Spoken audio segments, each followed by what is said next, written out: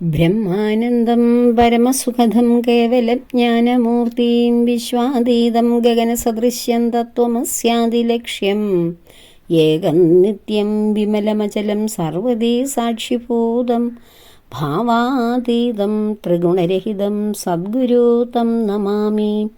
ഭാവാതീതം ത്രിഗുണരഹിതം സദ്ഗുരു തം നമാമി.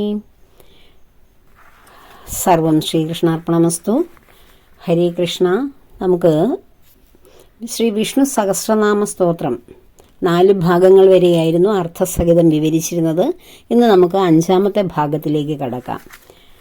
ഇന്നു മുതൽ വൈശാഖ മാസ ആരംഭമാണല്ലോ. എല്ലാവരും ഭഗവത് സേവയിൽ ആയിരിക്കുമെന്നറിയാം. നാമം ഏറ്റവും പ്രധാനമായി എല്ലായ്പ്പോഴും ഭഗവത് നാമം കഴിയുന്നിടത്തോളവും ഉച്ചരിക്കുവാൻ, നാമജപങ്ങളിൽ മുഴുകുവാൻ ശ്രമിക്കുക. പൂർണ്ണസമയം അതിന് കഴിയുന്നെങ്കിൽ വളരെ ഉത്തമം. മറ്റു കർമ്മങ്ങളിൽ ഏർപ്പെടുന്നവർ എപ്പോഴും ഭഗവത് ചിന്തയിൽ കഴിഞ്ഞുകൂടുക. ഈ ഒരു മാസക്കാലം അതിനുള്ള ഗുണവും ഫലവും ഒക്കെ വളരെ വേഗം ഭഗവാനും ശ്രീദേവിയും നമുക്ക് തരുന്നതാണ്. ഇന്ന് നമുക്ക് കഴിഞ്ഞ ഭാഗത്തിൻ്റെ ബാക്കി ഭാഗങ്ങളിലേക്ക്, വന്ദന ശ്ലോകങ്ങളിലേക്ക് തന്നെ പോകാം. കഴിഞ്ഞ ദിവസത്തെ ശ്ലോകത്തിൻ്റെ ബാക്കി ഭാഗങ്ങളിലേക്ക് കടക്കാം.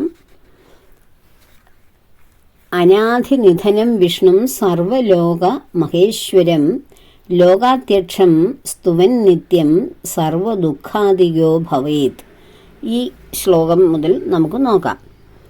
അനാധിനിധനം 13ാമത്തെ ശ്ലോകമാണത്. അനാധിനിധനം വിഷ്ണും സർവലോക മഹേശ്വരം ലോകാധ്യക്ഷം സ്തുവൻ നിത്യം സർവദുഃഖാദിയോ ഭവേത്.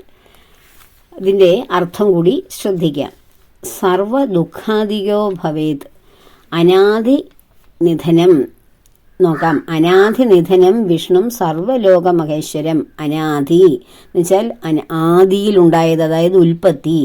നിധനം എന്ന് വെച്ചാൽ നാശം. അപ്പോൾ ഉൽപ്പത്തിയും നാശവും ഇല്ലാത്തതും വിഷ്ണു എന്ന് വെച്ചാൽ സർവ്വതിലും തിങ്ങി നിറഞ്ഞു നിൽക്കുന്ന ആ മഹാശക്തിയെയാണ് വിഷ്ണു എന്ന് പറയുന്നത്. വിഷ്ണു എന്ന വാക്കിന് വലിയ അർത്ഥമാണ്. നമ്മൾ കുട്ടികൾക്ക് പേരിടും. മഹാവിഷ്ണു എന്ന് വളരെ ഈസിയായിട്ട് നമ്മളിങ്ങനെ പറയും. പക്ഷേ വിഷ്ണു എന്ന വാക്കിനർത്ഥം എല്ലാറ്റിലും നിറഞ്ഞു നിൽക്കുന്നത് എന്നാണ്. അതായത് നമ്മുടെ ഉള്ളിലും നമ്മുടെ പുറത്തും ഈ പ്രപഞ്ചം മുഴുവൻ നിറഞ്ഞു നിൽക്കുന്നതിനെയാണ് വിഷ്ണു എന്ന് പറയുന്നത്.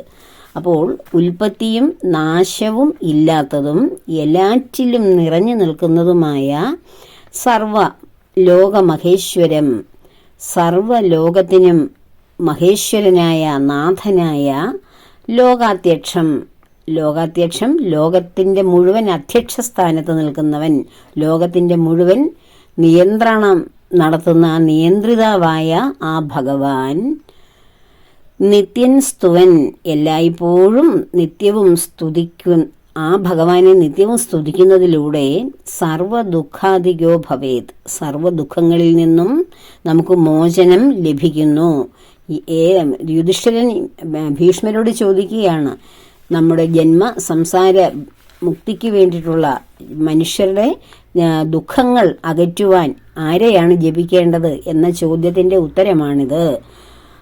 ഉൽപ്പത്തിയും വിനാശവും ഇല്ലാത്തവനും, പ്രപഞ്ചം വിഷ്ണു വെച്ചാൽ എല്ലാറ്റിലും നിറഞ്ഞു നിൽക്കുന്നവനും, സർവ്വലോകത്തിൻ്റെയും മഹേശ്വരനായിട്ടുള്ള നാഥനായിട്ടുള്ളവനും, ലോകത്തിൻ്റെ ലോകാധ്യക്ഷം, ലോകത്തിൻ്റെ മുഴുവൻ അധ്യക്ഷ സ്ഥാനത്ത് നിൽക്കുന്നവനും. അധ്യക്ഷസ്ഥാനം എന്ന് വെച്ചാൽ എല്ലാറ്റിൻ്റെയും ഏറ്റവും ഉയർന്ന അവസ്ഥ. നമ്മളിപ്പോൾ ഒരു മീറ്റിംഗ് അല്ലെങ്കിൽ ഒരു പൊതുയോഗം വിളിച്ചാൽ അത് അധ്യക്ഷ സ്ഥാനത്തിരിക്കുന്നത് ഏറ്റവും വലിയ ആൾ തന്നെ ആയിരിക്കുമല്ലോ എന്ന് പറയുന്ന പോലെ ലോകത്തിൻ്റെ അധ്യക്ഷൻ, അതായത് ലോകത്തിൻ്റെ മുഴുവൻ നിയന്ത്രിതാവായ ആ ഭഗവാനെ നിത്യവും സ്തുതിക്കുക. ആ സ്തുതിക്കുന്നതിലൂടെ സർവ്വ ദുഃഖങ്ങളും മാറിപ്പോകും. ഇതാണ് ഈ ശ്ലോകത്തിൻ്റെ അർത്ഥം. അനാദിനിധനം വിഷ്ണു സർവലോകേ മഹേശ്വരം ലോകാധ്യക്ഷം സ്തുവൻ നിത്യം സർവ ദുഃഖാദികോ ഭവേത്. അടുത്ത ശ്ലോകത്തിലേക്ക് കടക്കാം. ബ്രഹ്മണ്യം സർവധർമ്മജ്ഞം ലോകാനാം കീർത്തിവർദ്ധനം ലോകനാഥം മഹാദ്ഭൂതം സർവഭൂത ഭവോദ്ഭവം. ബ്രഹ്മണ്യം സർവധർമ്മജ്ഞം ലോകാനാം കീർത്തിവർദ്ധനം ലോകനാഥം മഹാദ്ഭൂതം സർവഭൂത ഭവോദ്ഭവം. ബ്രഹ്മണ്യം, ബ്രഹ്മത്തെ അറിയുന്നവൻ, ബ്രാഹ്മണൻ, ബ്രഹ്മജ്ഞാനം ലഭിക്കുന്നവനെയാണ്, ബ്രഹ്മത്തെ അറിയാൻ ശ്രമിക്കുന്നവനെയാണ് ബ്രാഹ്മണൻ എന്ന് പറയുന്നത്.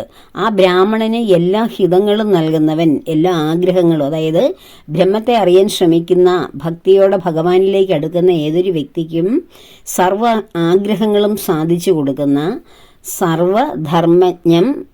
സർവധർമ്മജ്ഞം, എല്ലാ ധർമ്മങ്ങളിലും ശ്രേഷ്ഠമായിട്ടുള്ള, എല്ലാ ധർമ്മങ്ങളെയും അറിയുന്നവനുമായിട്ടുള്ള, ലോകാനാം കീർത്തിവർദ്ധനം, ലോകത്തിന് കീർത്തി വർദ്ധിപ്പിക്കുന്ന. എങ്ങനെയാണ് ഭഗവാൻ ലോകത്തിന് കീർത്തി വർദ്ധിപ്പിക്കുന്നത്?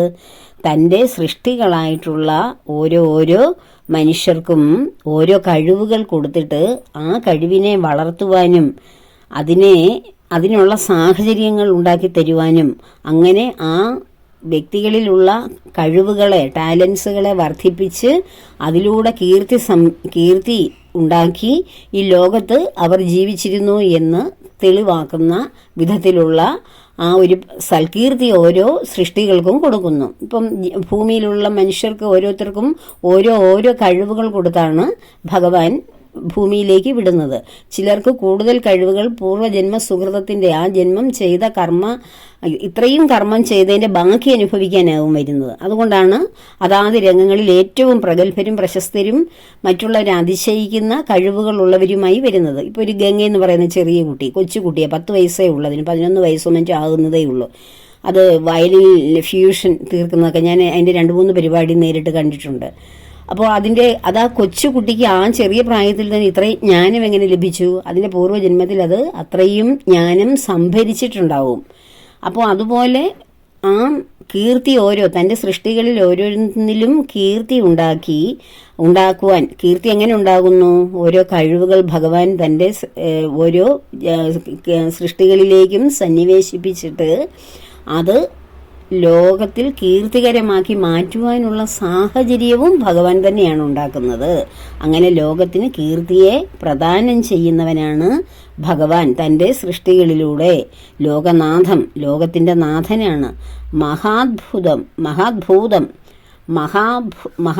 എന്ന് വെച്ചാൽ എന്താണ്? ഏറ്റവും എന്ന് വെച്ചാൽ ഇവിടെ ആദ്യമായിട്ടുണ്ടായ ആ ഭൂതം എന്ന് വെച്ചാൽ ഇവിടെ ഏറ്റവും ആദ്യം ഉണ്ടായിട്ടുള്ള ആ ഈശ്വരൻ എന്ന് പറയുന്ന ആകെ ഒരു ശക്തിയെ, ഒരു ഭൂതമേ ഇവിടെ ഉണ്ടായിട്ടുള്ളൂ. ലോകനാഥനായ ആ ഭഗവാനാണ് ഇവിടെ ആകെ ഉണ്ടായിരുന്ന ഒരേ ഒരു ചൈതന്യം. ഇവിടെ ബാക്കി കാണുന്നതെല്ലാം, ഭൂതങ്ങളിലെല്ലാം, ഇവിടെ ഉണ്ടായിരിക്കുന്ന സൃഷ്ടികളെല്ലാം ആ മഹാത്ഭൂതത്തിൽ നിന്നുണ്ടായിട്ടുള്ളതാണ്. അപ്പോൾ അവിടെ മഹാത്ഭൂതം എന്ന് പറഞ്ഞ് ഏറ്റവും ആദിയിലുണ്ടായ എല്ലാറ്റിനെയും ഒന്നിച്ച് വഹിക്കുന്ന ആ വിരാട് രൂപത്തിനെയാണ് മഹാത്ഭൂതം എന്ന് പറഞ്ഞേക്കുന്നത്. ഇവിടെ ആകെ ഉണ്ടായിരുന്ന ഒരേ ഒരു ചൈതന്യം. സർവഭൂത ഭവ ഉദ്ഭവം, സർവഭൂതങ്ങൾക്കും ഉത്ഭവസ്ഥാനമായിട്ടുള്ള ആ ഭഗവാനെ ധ്യാനിക്കുക, സ്തുതിക്കുക. എല്ലാ ദുഃഖങ്ങളും അകറ്റുവാൻ, എല്ലാ ദുഃഖങ്ങളും, മനുഷ്യരുടെ ദുഃഖങ്ങളെല്ലാം അകറ്റുവാൻ ഇവിടെ ലോകനാഥനായ ഏറ്റവും ആദിയിലുണ്ടായ ആ സർവഭൂതങ്ങൾക്കും ഭൂതമായിട്ടുള്ള, അതായത് സർവഭൂതങ്ങൾ ഇവിടെ പ്രപഞ്ച സൃഷ്ടികൾ ഉണ്ടായിരിക്കുന്നതിൻ്റെ കാരണം ആ ആദിനാഥനായ ആ മഹാത്ഭൂതം തന്നെയാണ്. അതിൽ നിന്നാണ് പല പല പല സൃഷ്ടികളായി, ആ വലിയ സൃഷ്ടിയിൽ നിന്ന് പല സൃഷ്ടികളായിട്ട് ഭഗവാൻ തന്നെയാണ് പലതായി മാറിയിരിക്കുന്നതെന്ന് മുൻപൊക്കെ ധാരാളം അവസരങ്ങളിൽ ഭഗവത്ഗീതയൊക്കെ വിവരിക്കുമ്പോൾ ഞാൻ പറഞ്ഞിട്ടുണ്ടായിരുന്നു, ഭാഗവതത്തിൻ്റെ ഭാഗങ്ങളിലുമൊക്കെ. അപ്പോൾ ഇവിടെ ആദ്യമുണ്ടായ ഏകഭൂതമാണ് ഭഗവാൻ. അതിൽ നിന്നാണ് ഇവിടെ കാണുന്ന അനേക ഭൂതങ്ങൾ ഉണ്ടായിട്ടുള്ളത്. അങ്ങനെയുള്ള സർവ്വഭൂതങ്ങൾക്കും ഉത്ഭവസ്ഥാനമായിട്ടുള്ള ആ ഭഗവാനെ സ്തുതിക്കുക, ധ്യാനിക്കുക, ഭഗവാനെ നിരന്തരം സ്മരിക്കുക. അത് നമ്മുടെ ദുഃഖങ്ങൾക്ക്, ഭൂമിയിലുള്ള താപത്രയങ്ങളെ അകറ്റുവാൻ, ആദിദൈവികം, ആദിഭൗതികം, ആധ്യാത്മികം തുടങ്ങിയ താപത്രയങ്ങൾ, 3 തരത്തിലുള്ള ദുഃഖങ്ങളെ അകറ്റുവാൻ ഏറ്റവും അനുയോജ്യമാണെന്നിവിടെ യുധിഷ്ഠിരനോട് പറഞ്ഞു കൊടുക്കുകയാണ് ശ്രീ ഭീഷ്മ പിതാമഹൻ.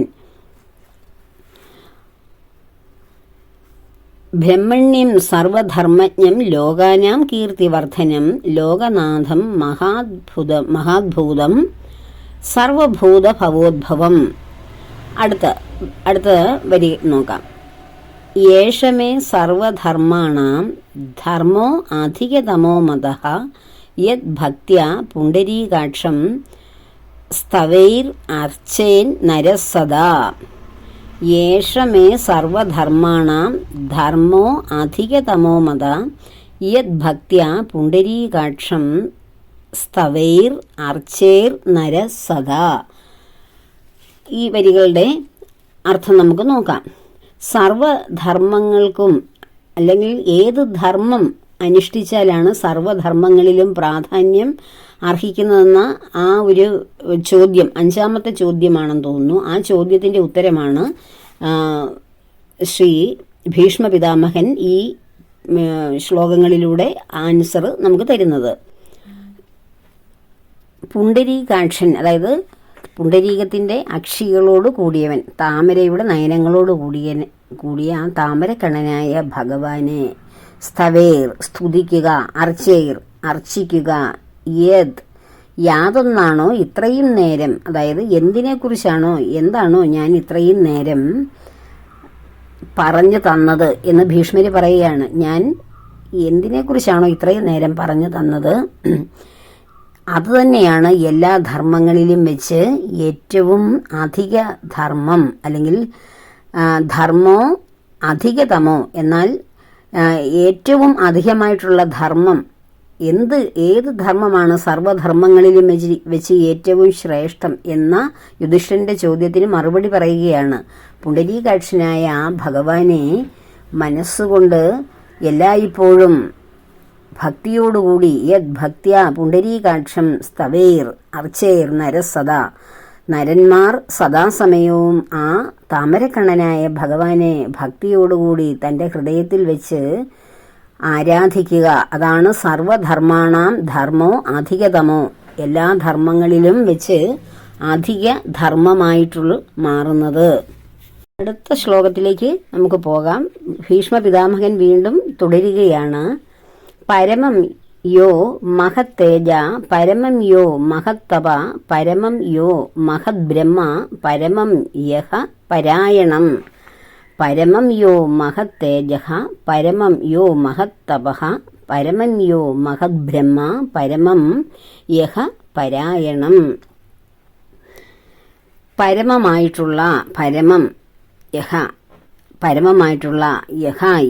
ഏതൊരു ദേവനാണോ പരമമായിട്ടുള്ള മഹതപഹ എന്ന് വെച്ചാൽ എല്ലാ ഭൂതങ്ങൾക്കും ഓരോ ഉത്തരവാദിത്വവും കൊടുക്കുന്നവൻ. എല്ലാ ഭൂതങ്ങൾ വെച്ചാൽ സൂര്യൻ, ചന്ദ്രൻ, നക്ഷത്രങ്ങൾ, മനുഷ്യർ, പക്ഷിമൃഗാദികൾ, പർവ്വതങ്ങൾ, സമുദ്രങ്ങൾ, ഭൂരൂപങ്ങൾ, ഇവയ്ക്കെല്ലാറ്റിനും ഇവിടെ കാണുന്ന ഈ പ്രപഞ്ചത്തിലുള്ള എല്ലാ ഭൂതങ്ങൾക്കും അതാതിൻ്റെ ഉത്തരവാദിത്വങ്ങളെ കൊടുക്കുന്ന ആ മഹാ തപസ്വിയായ ആ ഭഗവാൻ ഈ പ്രപഞ്ചത്തിലെ എല്ലാ അറിവുകളും ഏതൊരു ദേവനെയാണോ ശ്രേഷ്ഠസ്ഥാനമായി കരുതുന്നത്, അതായത് എല്ലാ അറിവുകളും വെച്ചാൽ എല്ലാ വേദങ്ങളും, നമ്മൾ ഏറ്റവും അറിവ്, ഭഗവാനെക്കുറിച്ചുള്ള അറിവ്, പ്രപഞ്ചത്തെക്കുറിച്ചുള്ള അറിവ് അന്വേഷിക്കുന്ന ഒരു വ്യക്തി ചെന്നെത്തുന്നത് പരമമായ വേദങ്ങളിലും അതിനുശേഷം വേദാന്തങ്ങളായ ഉപനിഷത്തുകളിലുമാണ്. അപ്പോൾ വേദങ്ങൾ എന്ന് വെച്ചാൽ അറിവുകളാണ്, ഈ പ്രപഞ്ചത്തെക്കുറിച്ചുള്ള അറിവുകളാണ്. അതിനും പോരാതെ വരുമ്പോഴാണ് വേദത്തിൻ്റെ അന്തങ്ങളായിട്ടുള്ള അവസാനമായിട്ടുള്ള വേദാന്തങ്ങളായ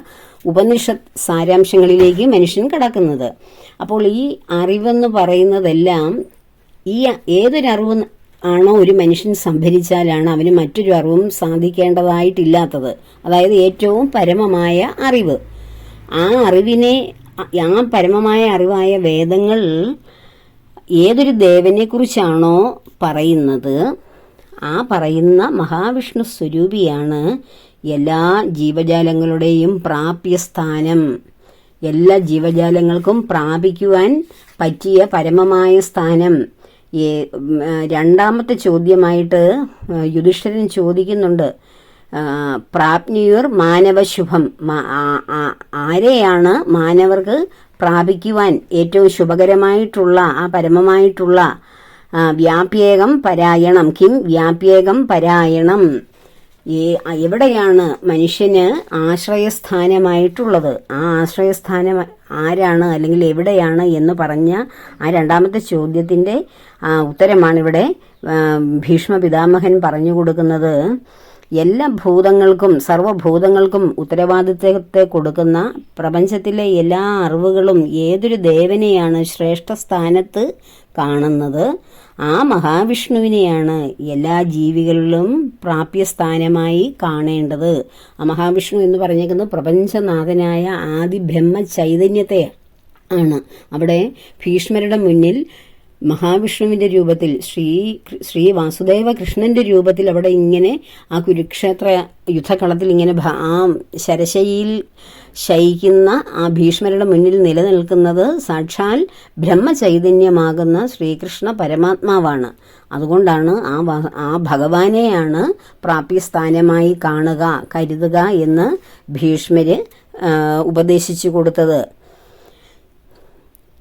യേഷമേ സർവധർമാണാം ധർമ്മോ അധികതമോ മതഃ യത് ഭക്ത്യാ പുണ്ഡരീകാക്ഷം സ്തവൈർ അർച്ചേർ നരസദാ പരമം യോ മഹത്തേജ പരമം യോ മഹത്തപ പരമം യോ മഹദ്ബ്രഹ്മ പരമം യഹ പരായണം.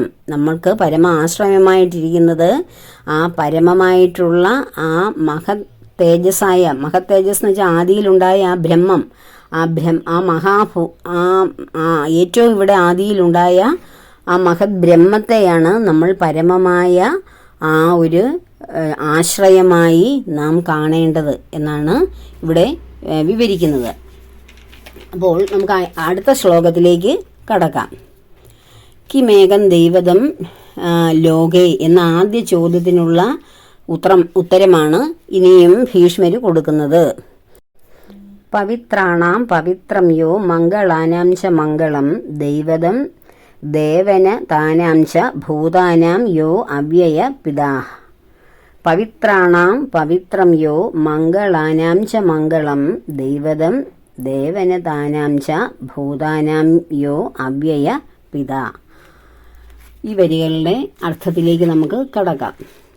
പവിത്രാണാം പവിത്രം യോ മംഗളം, മംഗളം എന്ന് വെച്ചാൽ എല്ലാം ശുഭകരമായിട്ടുള്ള സാധനകളിൽ ഏറ്റവും എളുപ്പമായിട്ടുള്ള ഏതൊരു ഭഗവാന്റെ നാമം കൊണ്ടാണ് നാം ശുദ്ധീകരിക്കപ്പെടുന്നത്, അങ്ങനെയുള്ള ആ ഭഗവാന്റെ നാമങ്ങൾ ആണ് ഏറ്റവും പവിത്രമായിട്ടിരിക്കുന്നത്. മംഗളം എന്ന് വെച്ചാൽ പവിത്രം, അതായത് ഏതൊരു ഭഗവാന്റെ നാമമാണോ ഏറ്റവും എളുപ്പത്തിൽ നമ്മെ പവിത്രീകരിക്കുന്നത്. പവിത്രാണാം പവിത്രം യോ മംഗളാനാം ച മംഗളം, ഏറ്റവും പവിത്രമായിട്ട് ഏതൊരു ദേവന്റെ നാമമാണോ നാമം ജപിച്ചാലാണോ നമുക്ക് ശുദ്ധീകരണം ലഭിക്കുന്നത്. മംഗളാനാം ച മംഗളം, ആ ദേവന്റെ ഏതൊരു ദേവന്റെ നാമങ്ങളാണോ ഏറ്റവും സുഖകരമായ രീതിയിൽ എളുപ്പം മംഗളത്തെ, ആ സന്തോഷത്തെ, ആ ഏറ്റവും ശുഭകരമായ അവസ്ഥയെ തരുന്നത്, ആ ദൈവത്തെയാണ്, ആ ദേവനാണ് എല്ലാ ഭൂതങ്ങളുടെയും ദേവനായ ആ ദേവൻ അവ്യയനാണ്. ഭൂതാനാം യോ അവ്യയ പിതാ, അവ്യയം നാശമില്ലാത്തവൻ, നാശമില്ലാത്ത ആ പിതാവിനെയാണ് നാം പ്രാർത്ഥിക്കേണ്ടത്, നാം ഏക ഈശ്വരനായി കാണേണ്ടത്. പവിത്രാണാം പവിത്രം യോ മംഗളാനാം ച മംഗളം ദൈവതം ദേവന ദാനാം ച ഭൂതാനാം യോ അവ്യയ പിത.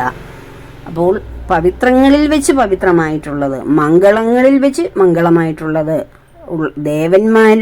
ദേവന്മാരിൽ വെച്ച് ദേവന്മാരുടെ ഉത്ഭവത്തിന് കാരണമായിട്ടുള്ള ആ ദേവനായ ഭഗവാൻ ആരാണോ ആ ഭഗവാനെ വേണം. അത് ഭൂതങ്ങളുടെ അധിപനായ ആ ആദിഭൂതനായിട്ടുള്ള ആ പരമപിതാവിനെ, നാശമില്ലാത്ത മാറ്റമില്ലാത്ത ആ പിതാവിനെയാണ് നാം നമ്മുടെ ഏക ദൈവമായി കാണേണ്ടത് എന്നാണ് ഭീഷ്മ പിതാമഹൻ ഇവിടെ വിവരിക്കുന്നത്. അപ്പോൾ ഭീഷ്മ പിതാമഹന്റെ ഈ വിവരണത്തിലൂടെ നമുക്ക് നമ്മുടെ ഉള്ളിലുള്ള, അതായത് യുധിഷ്ഠിരൻ ചോദിക്കുന്ന ആ 6 ചോദ്യങ്ങളുടെ ഉത്തരങ്ങൾ ഓരോന്നുമാണ് ഇങ്ങനെ ഓരോ ശ്ലോകങ്ങളിലായി വിവരിക്കുന്നത്.